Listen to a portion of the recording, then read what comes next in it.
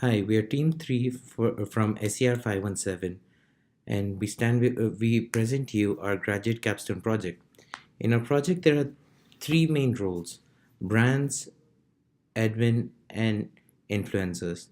The goal of our project is to connect companies with A-list or low-level celebrities, that is, to find potential influencers as campaign partners.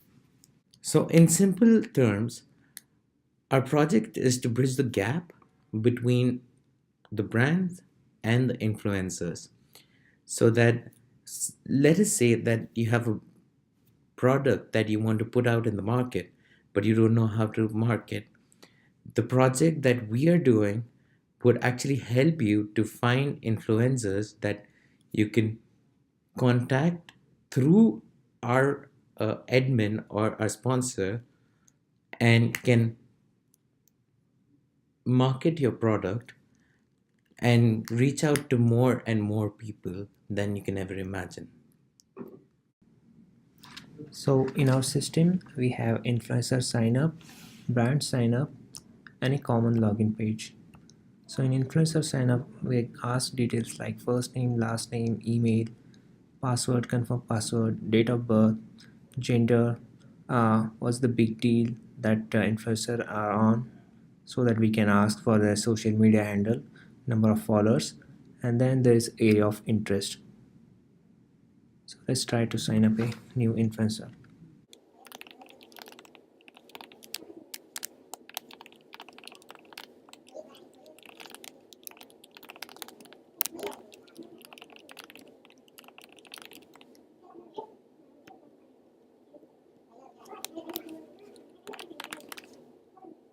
Number of followers, we have kept this range of followers from 500 to 2k, 2k to 50k, and 50k plus. These criteria, these range and area of interest can later be used for filtering purposes. Area of interest can be chosen multiple times. So if I have to select multiple area of interest, I can do that. And then once I click on sign up, I'll be successfully added into database and I'll be redirected to this login page. Similarly, for brand page, we have company name, company address, email address, and password. So let's try to add new brand.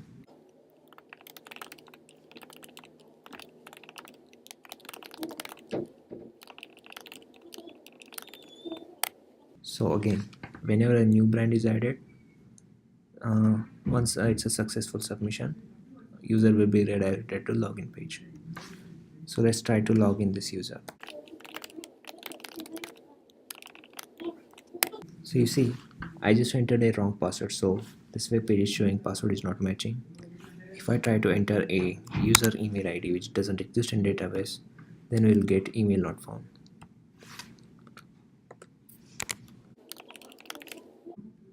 This time I added correct password, so I was able to log in successfully.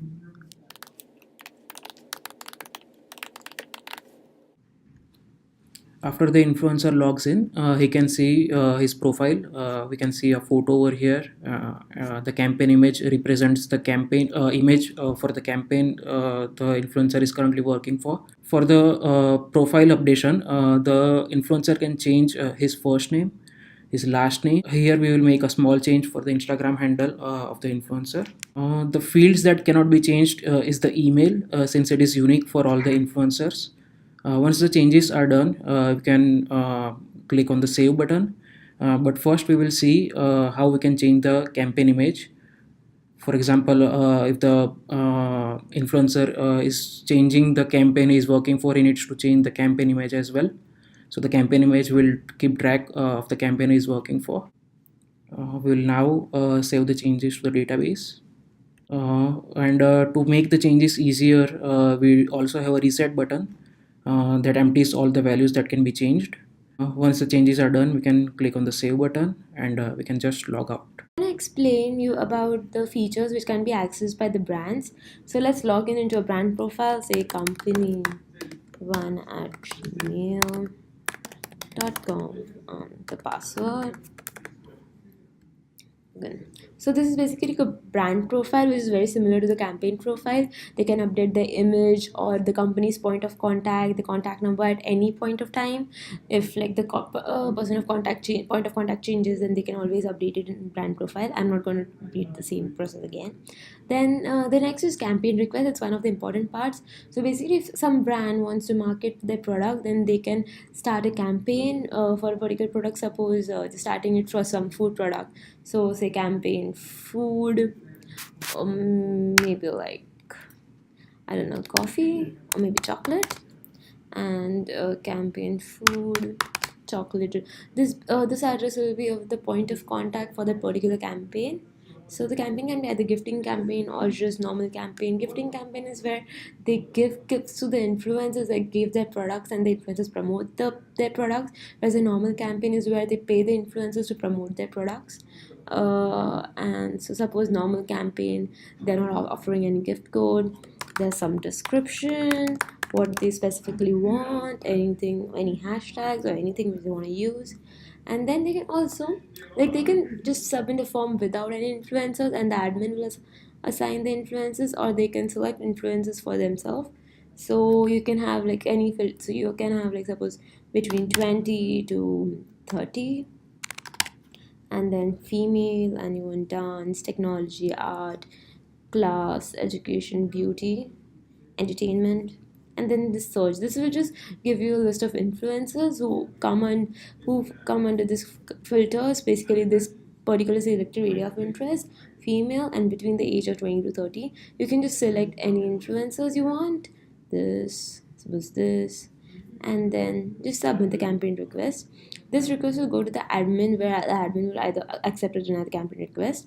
You can also upload campaign image, where you can provide a sample image which you want the influencers to follow, like what kind you want for your campaigns and stuff like that.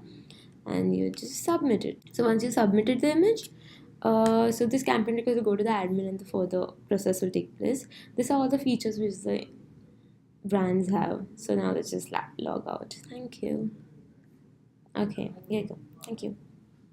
One, I'm going to discuss the operations that an admin is allowed to perform in that web application. So I'm just going to log into a signed up admin. So on the first tab, I see a list of brand requests and a list of campaign requests. Brand requests are nothing but the brands that have signed up and want to work with me, and so I can choose to approve or deny a brand. Similarly, the campaign requests also look like the same. Campaign requests are nothing but the ones that are created by brands, and I can choose to work on a campaign created by a certain brand, or I can choose to deny to work with them, and accordingly I can just choose the action. In the second tab, I can filter influencers by name, and I can choose to remove the influencer, remove a particular influencer, which means that I don't want to work with that influencer anymore. And the third tab is similar but works on brands. These are a list of already approved brands. If I chose to deny to work with a particular brand in the front tab, when I got in the first tab where the requests were shown, then those brands don't appear here. Those don't appear on the list here. And here also, after choosing to approve to work with a brand, I can still remove a brand and stop working with a brand. The next page is a comprehensive search filter page, which works on more filters, not just the name. So I can specify an age range that a particular influencer is within, or I can choose the gender, or I can choose some area of interest that influencer is involved has signed up as, and based on that I can search the influencers. The next tab is the add an admin tab, in which I can add an admin, which means I can give control to another person to handle and manage all the services. And approve tab has a list of approved campaigns. The campaigns that I approve, the requests that I approve show up here as a list of approved campaigns. The ones that I denied don't show up here. So these are all the operations that an admin can perform on the web application. Thank you.